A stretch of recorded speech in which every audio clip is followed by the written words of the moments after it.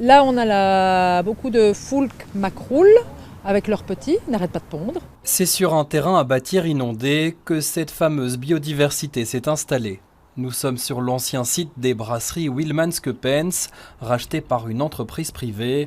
Dans les années 2000, elle veut y construire des bureaux, mais le projet est vite abandonné. Au moment du placement des fondations, ils ont percé la nappe phréatique vraisemblablement, ils ont pompé et puis 2008 crise bancaire, JCX a abandonné les travaux et pendant des années, en tout cas jusqu'à maintenant, la biodiversité s'est installée tout à fait naturellement, donc on a une super roselière, c'est tout à fait naturel. Depuis, la nature a repris ses droits et si plusieurs projets immobiliers ont été imaginés, un collectif se bat pour le maintenir en état. Il y a vraiment quelque chose de précieux qui est là. On est quand même dans l'urgence climatique et on ne peut pas se permettre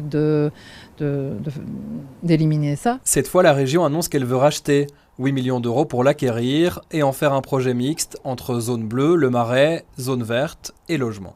L'idée, c'est vraiment de trouver un équilibre, sauver le Marais, avoir un véritable espace vert, avoir des promenades piétonnes et cyclistes et en même temps construire du logement à front de rue. C'est déjà une reconnaissance des besoins des habitants, ils nous ont entendus. Maintenant, je pense que le combat va devoir continuer puisqu'on entend qu'il y a construction de toute façon sur un tiers, 2 tiers, on n'a pas bien compris à quel endroit par CityDev c'est un plan d'eau et que normalement on ne touche pas à un plan d'eau. Alors peut-être qu'il y aura une construction, mais il faut alors que ce soit ou sur pilotis, ou un projet assez exceptionnel et ce serait super intéressant. Les citoyens attendent donc plus de précision. Entre-temps, ils continueront à prendre soin de cet écrin de nature au cœur de la ville et protéger les multiples espèces qui y ont trouvé refuge.